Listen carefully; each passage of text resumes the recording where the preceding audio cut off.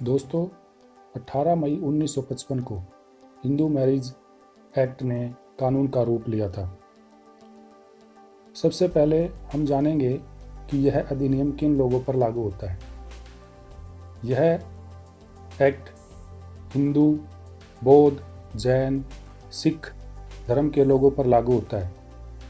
यह एक्ट उन लोगों पर भी लागू होता है जो ना तो मुस्लिम हैं, ना ही ईसाई हैं, ना ही पारसी हैं और ना ही जू हैं।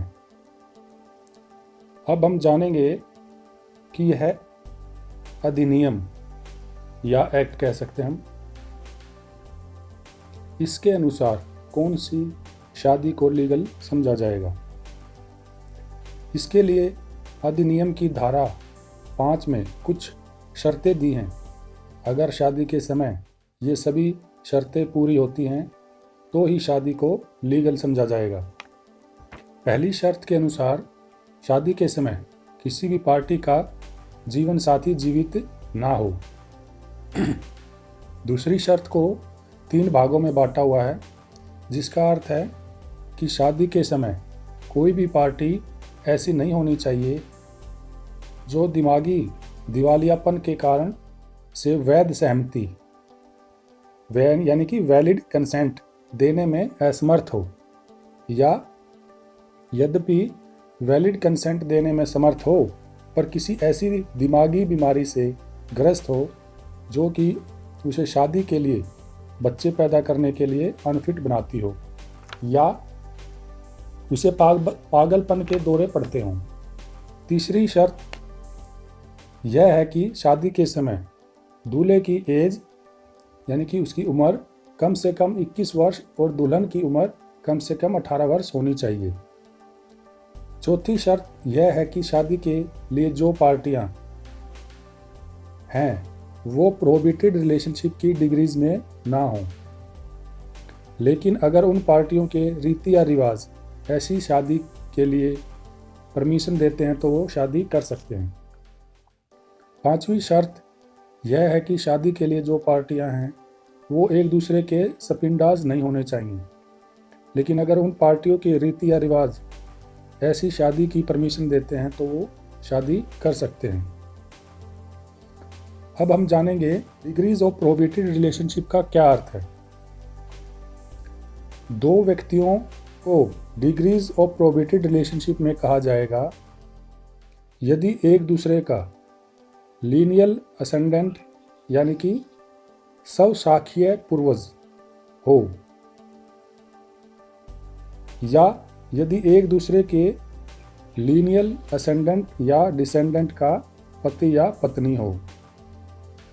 डिसेंडेंट का मतलब है वंशज और असेंडेंट का अर्थ मतलब है पूर्वज।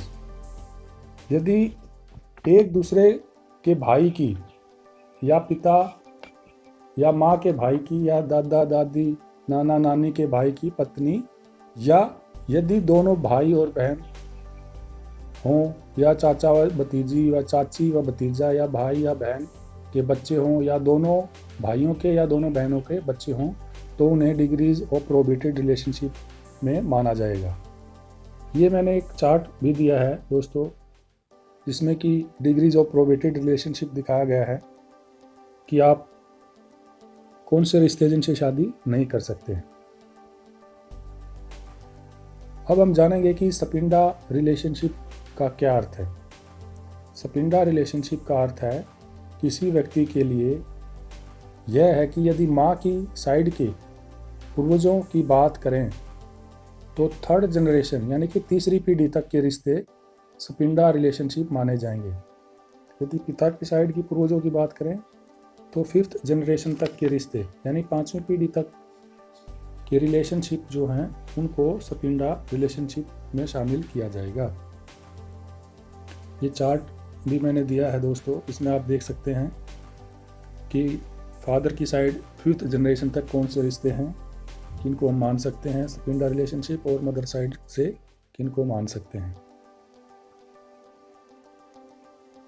अब दोस्तों अगर हम बात करें सपिंडा का क्या अर्थ है।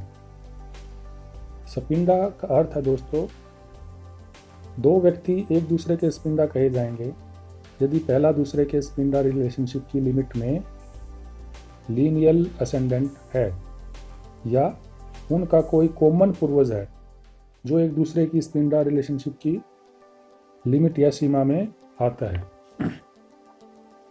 यहाँ पे दोस्तों एक्सप्लेनेशन भी दिया है रिलेशनशिप के बारे में कि जो हमने स्पिंदा रिलेशनशिप या डिग्रीज ऑफ प्रोबेटेड रिलेशनशिप की बात की है, उसमें जो रिलेशनशिप का अर्थ है वो क्या है, किन रिश्तों को इसमें शामिल किया गया है। तो इसमें दोस्तों हाफ ब्लड, यूट्रिन ब्लड और फुल ब्लड के जो रिश्ते हैं उनको भी शामिल किया गया है। जो लीगल और इलीगल ब्लड के रिश्ते हैं उनको भी शामिल किया गया है। और तीसरा दोस्तों खून के रिश्ते के साथ साथ जो अडॉप्शन की वजह से जो रिश्ते बनते हैं उनको भी शामिल किया गया है। दोस्तों अगर हम बात करें फुल ब्लड और हाफ ब्लड रिलेशनशिप का क्या अर्थ है, तो दोस्तों मैं आपको बताना चाहूँगा कि दो व्यक्ति फुल ब्लड के रिश्ते से एक दूसरे से संबंधित कहे जाएंगे यदि उनके माता या पिता दोनों सेम हों। और हाफ ब्लड में क्या होता है दोस्तों, हाफ ब्लड में पिता एक होता है और माँ अलग अलग होती है उन व्यक्तियों की। इसी तरह यूट्रिन ब्लड का अर्थ है दोस्तों, दो व्यक्ति यूट्रिन ब्लड के रिश्ते में एक दूसरे से संबंधित कहे जाएंगे यदि उनके पिता अलग अलग हों और माँ एक हो। अब हम दोस्तों बात करेंगे कि कौन से रीति रिवाज हैं जो हिंदू मैरिज को लीगल बनाते हैं या जो बहुत ही मैंडेटरी हैं, कौन से रीति रिवाज अपनाने चाहिए शादी के समय। तो दोस्तों इसमें पहला पॉइंट ये है कि हिंदू मैरिज के लिए जो दो पार्टी हैं उनमें से किसी के भी रीति रिवाज को आप शादी में अपना सकते हैं। दूसरी जो कंडीशन है वो बहुत ज़्यादा इम्पोर्टेंट है दोस्तों। इसका अर्थ ये है कि अगर रीति रिवाज ऐसे हैं जिसमें कि 7 फेरे लेना जरूरी है, सप्तापदी बोलते हैं दोस्तों उसको, यानी कि आग के चारों तरफ 7 फेरे लेना अगर ज़रूरी है तो दोस्तों 7वां फेरा लेने के बाद ही वह शादी को कंप्लीट माना जाएगा और बाइंडिंग माना जाएगा, लीगल माना जाएगा। दोस्तों इस बारे में सुप्रीम कोर्ट कहती है कि अगर रीति रिवाज ऐसे हैं जिसमें कि 7 फेरे लेना ज़रूरी हैं अग्नि के चारों तरफ, और अगर वो ये रीति अगर नहीं आप अपनाते हैं शादी के समय तो उस शादी को लीगल नहीं माना जाएगा दोस्तों, उसकी कोई भी कानूनी मान्यता नहीं है।